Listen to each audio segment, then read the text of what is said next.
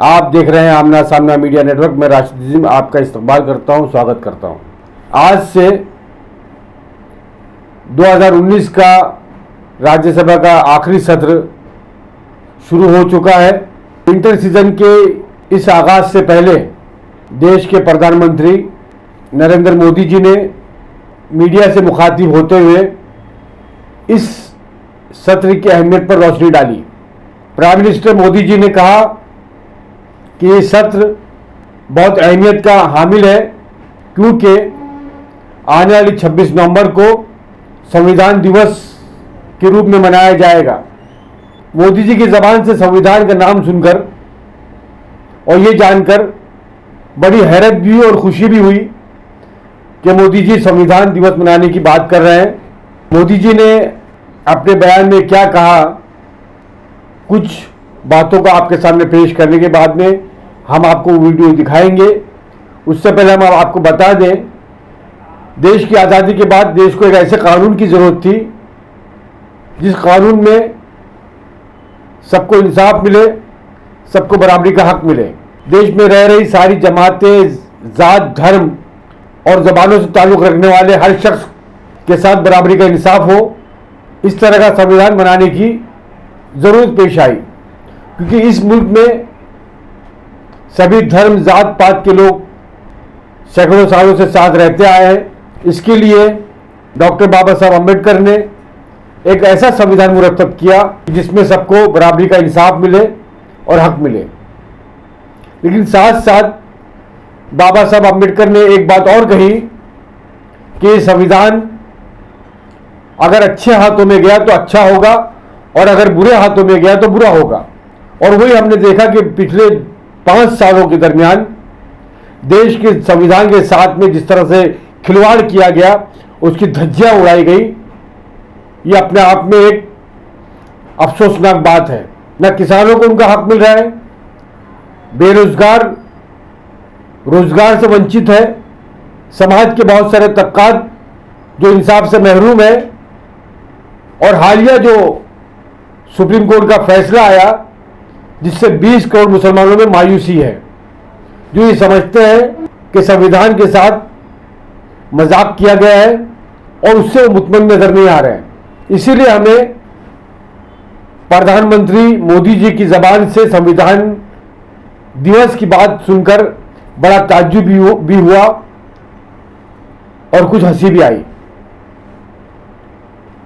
मोदी जी ने कहा कि 70 सालों से जो देश को संविधान मिला है वो मुल्क में अमन, भाईचारा और मोहब्बत और अखवत और भाईचारगी का संविधान है। लेकिन हम मोदी जी से ये पूछना चाहते हैं, ये सवाल करना चाहते हैं कि वाकई मोदी जी, अगर आपकी बात सच है तो आप ज़रा ईमानदारी से सोचिए कि आपकी हुकूमत में इस देश के अवाम को इंसाफ मिला, जो आपने वादे किए थे कि आप उन वादों पे आप पूरे उतरे। क्या इस मुल्क की अक़लियतों के साथ में वो सुलूक हुआ जो संविधान जिसका हुक्म देता है? नहीं। इसके बावजूद हम मोदी जी ने अगर बात कही है संविधान दिवस बनाने की, तो हम उम्मीद करते हैं मोदी जी अब भी वक्त है, जो वक्त गुजर गया।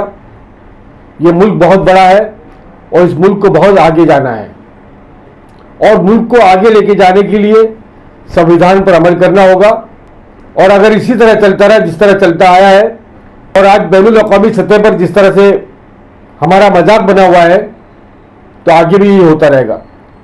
हम चाहते हैं कि इस मौके पर, इस संविधान दिवस पर आप इस बात का अहद करें कि जो पिछली गलतियां हो गई। अब जो देश जो है संविधान से चलेगा, इस मुल्क के संविधान से चलेगा, आरएसएस के संविधान से नहीं चलेगा। इस बात के लिए आपको अहद करना होगा। नाज़रीन, आइए हम आपको ले चलते हैं उस वीडियो की तरफ जिस वीडियो में मोदी जी ने आज मीडिया से बात करते हुए संविधान की अहमियत पर रोशनी डाली। आइए देखिए वो वीडियो। शुक्रिया, जय हिंद। कैमरा पर्सन शाहीन पटेल के साथ राशिद अजीम। नमस्कार साथियों, 2019 का ये आखिरी सत्र है और ये बहुत महत्वपूर्ण सत्र भी है, क्योंकि राज्यसभा का ये 250वां सत्र है। 250 सत्रों की अपनी की यात्रा का बहुत ही प्रेरक स्मृतियों के साथ राज्यसभा का 250वां सत्र प्रारंभ हो रहा है। उसी प्रकार से इसी सत्र के दरमियान 26 तारीख को हमारा संविधान दिवस है, जबकि हमारे संविधान के 70 साल हो रहे हैं। ये संविधान देश की एकता, अखंडता, भारत की विविधता, भारत के सौंदर्य को अपने में समेटे हुए है और देश के लिए वो एक चालक ऊर्जा शक्ति है। तो संविधान के 70 साल अपने आप में इस सदन के माध्यम से देशवासियों के लिए भी एक जागृति का अवसर बन सकता है। पिछले दिनों करीब करीब सभी दल के नेताओं से मिलने का मौका मिला है और यह सत्र भी जैसे पिछली बार नई सरकार बनने के बाद सभी दलों के सहयोग के कारण, सभी माननीय सांसदों के सहयोग के कारण, हर किसी की सक्रिय सकारात्मक भूमिका के कारण गत सत्र अभूतपूर्व सिद्धियों से भरा हुआ था।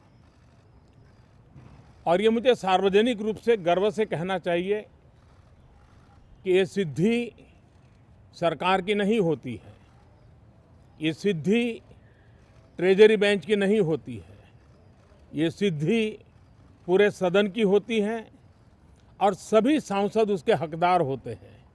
और इसलिए मैं फिर एक बार सकारात्मक सक्रिय भूमिका के लिए सभी सांसदों का आभार व्यक्त करता हूं और आशा करता हूं ये सत्र भी देश के विकास की यात्रा को, देश को गति देने में, दुनिया जिस तेजी से आगे बढ़ रही है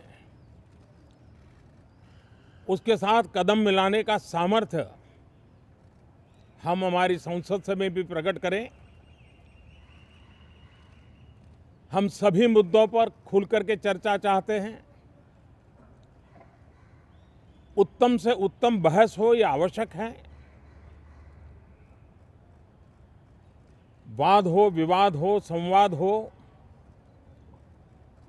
हर एक कोई अपनी बुद्धि शक्ति का प्रचुर मात्रा में उपयोग करें